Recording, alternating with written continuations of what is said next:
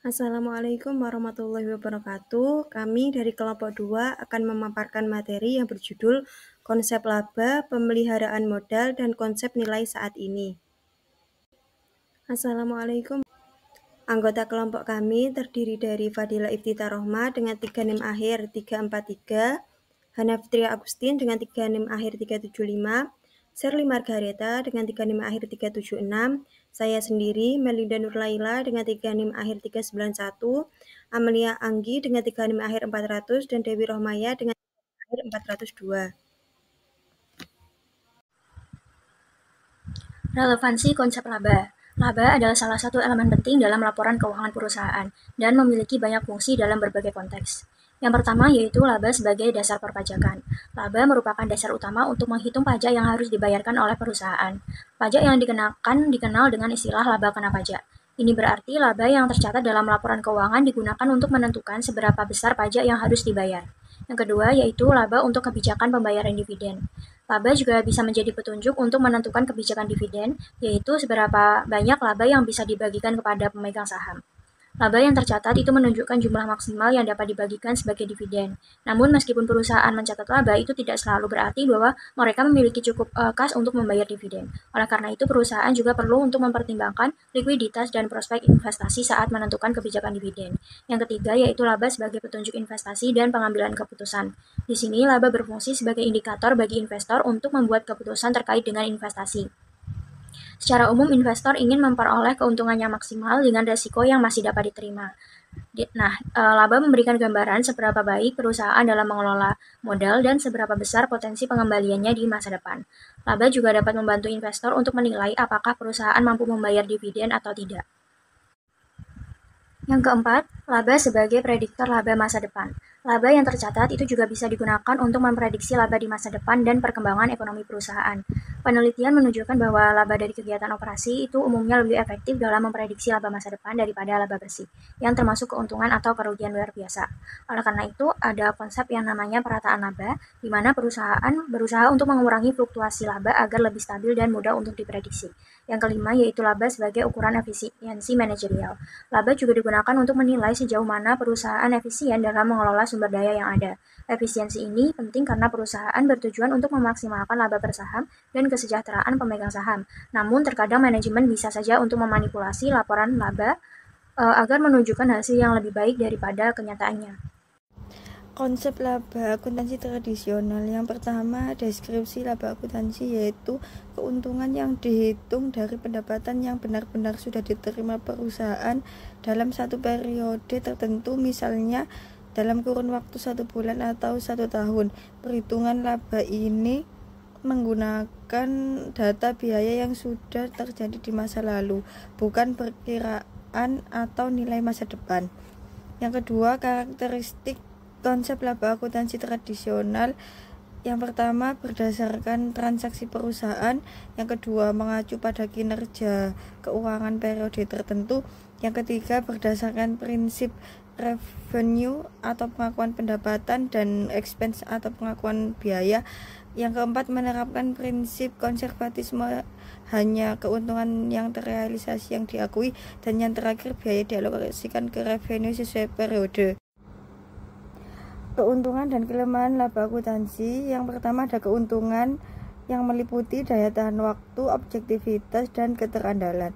Serta terdapat pula kelemahan yaitu tidak mengakui unrealized gains. Kedua, keterbatasan prinsip historis. Dan yang terakhir, konservatisme yang berlebihan. Di sini saya akan menjelaskan terkait konsep laba.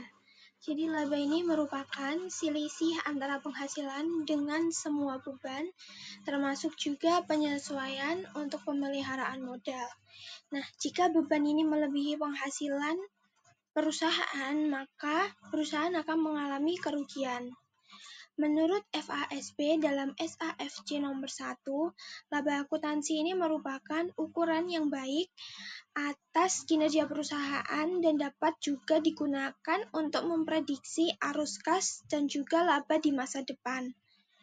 Informasi terkait dengan laba akan digunakan bagi pengguna laporan keuangan untuk pengambilan sebuah keputusan. Menurut Hendriksen, dalam mendefinisikan dan mengukur laba, terdapat 3 konsep utama. Yang pertama adalah konsep laba pada tingkat sintaksis. Nah, pada tingkat sintaksis ini, laba diukur berdasarkan aturan, konvensi, dan juga prinsip yang logis yang berkembang dalam praktik akuntansi. Di sini terdapat 2 pendekatan. Yang pertama, pendekatan transaksi dan juga pendekatan aktivitas. Pendekatan transaksi ini laba akan dicatat ketika terjadi sebuah transaksi yang menyebabkan adanya perubahan hak kepemilikan terhadap aset dan juga liabilitas. Sedangkan pendekatan aktivitas ini adalah ketika laba diukur berdasarkan aktivitas operasional dari perusahaan seperti halnya perencanaan, pembelian, produksi, penjualan, dan juga pengumpulan piutang. Yang kedua adalah konsep laba pada tingkat semantik. Di sini laba akan dihubungkan dengan realitas ekonomi, interpretasi laba yang seringkali akan mengacu pada 2 konsep ekonomi utama, yaitu konsep pemeliharaan modal dan laba sebagai alat untuk mengukur efisiensi kinerja dari sebuah perusahaan. Yang ketiga adalah konsep laba pada tingkat pragmatis. Di sini laba itu akan dikaitkan dengan perilaku dari pengguna laporan keuangan dan reaksi pengguna terhadap informasi laba itu biasanya akan digunakan untuk pengambilan keputusan bagi investor maupun kreditor, kemudian pergerakan harga surat berharga, dan juga respon dari manajemen terhadap laporan laba. Selanjutnya yaitu mengenai konsep pemeliharaan modal. Yang pertama mengenai konsep modal itu sendiri, yaitu semua sumber daya atau alat yang dibuat oleh manusia yang digunakan untuk menghasilkan barang atau jasa. Contohnya seperti mesin, gedung, kendaraan, dan peralatan produksi. Nah, dari pemahaman tentang modal tadi, itu kemudian muncul konsep pemeliharaan modal. Jadi pada konsep ini, itu memastikan bahwa laba yang dilaporkan itu bukan sekedar pengembalian modal, tetapi adanya keuntungan real. Lalu ada 2 jenis konsep pemeliharaan modal. Yang pertama ada pemeliharaan modal keuangan. Pada konsep ini, itu perusahaan dianggap memperoleh laba jika jumlah aktiva bersih di akhir periode lebih besar dibandingkan dengan awal periode. Dan dalam menghitung aktiva tersebut, itu perusahaan harus sudah memperhitungkan terkait dividen dan tambahan modal di setor. Yang kedua ada pemeliharaan modal fisik. Pada konsep ini itu lebih fokus pada kemampuan fisik perusahaan dalam menghasilkan barang atau jasa.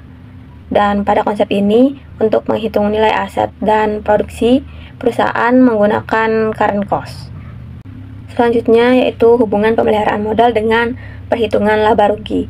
Nah, dari konsep pemeliharaan modal tadi itu bisa membantu perusahaan untuk memisahkan antara return on capital yang merupakan laba murni yang diperoleh perusahaan sebagai hasil dari penggunaan modal yang telah diinvestasikan dan return of capital yang bukan merupakan laba melainkan pengembalian modal awal saja. Konsep nilai sekarang. 1. Kapitalisasi atau metode nilai tunai. Present value method. Nilai kapitalisasi atau nilai tunai suatu aset, kelompok aset, atau total aset merupakan jumlah diskonto aliran kas harapan yang terkait dengan aset, kelompok aset, atau total aset selama umur manfaatnya. Untuk menghitung nilai kapitalisasi, terdapat 4 variabel yang harus diketahui, yaitu aliran kas harapan yang dihasilkan dari penggunaan atau pelepasan aset, waktu aliran kas harapan tersebut, jumlah tahun dari sisa manfaat aset, dan tingkat diskonto yang layak. Adapun tingkat diskonto yang layak digunakan untuk menghitung kapitalisasi yaitu yang pertama ada tingkat diskonto historis, yaitu tingkat kembalian yang implisit dalam jumlah kas yang dibayarkan untuk memperoleh aset. Yang kedua, tingkat diskonto sekarang, yaitu tingkat kembalian yang implisit dalam jumlah kas yang seharusnya dibayarkan jika aset yang sama diperoleh sekarang. Yang ketiga, tingkat diskonto ekspektasian rata-rata, yaitu rata-rata tingkat kembalian yang diharapkan diperoleh pada aset yang serupa selama beberapa periode mendatang. Yang keempat, biaya modal rata-rata tertimbang, yaitu rasio tertentu atas hutang jangka panjang, ekuitas pemegang saham preference, dan ekuitas pemegang saham biasa. Dan yang kelima, tingkat pinjaman tambahan, yaitu tingkat bunga yang seharusnya dibayarkan untuk mendapatkan tambahan modal sekarang. Yang kedua, harga beli sekarang atau current entry price. Harga beli sekarang menunjukkan jumlah kas atau uang lainnya yang diperlukan untuk mendapatkan aset yang sama atau ekuivalen. Interpretasi harga beli sekarang yang telah digunakan adalah yang pertama, biaya pengganti. Biaya pengganti ini sama dengan jumlah kas atau uang lainnya yang dibutuhkan untuk memperoleh aset yang ekuivalen pada pasar.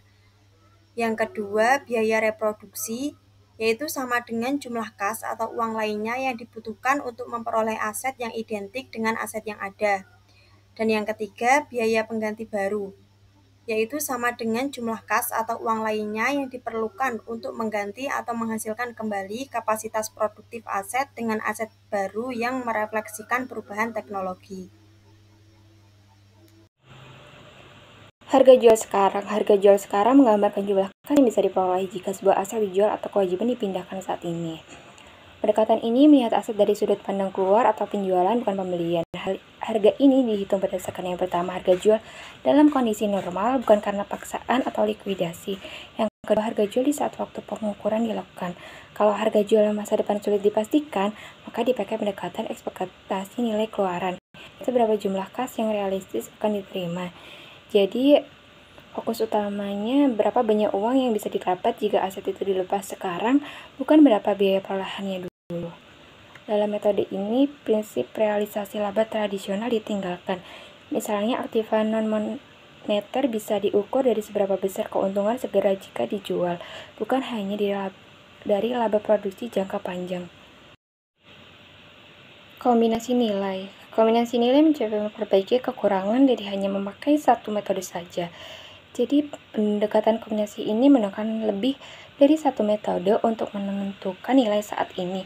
Misalnya, bisa menggabungkan metode nilai tunai present value dengan harga jual sekarang, tergantung kebutuhan informasi yang paling relevan dan andal untuk pengguna laporan keuangan.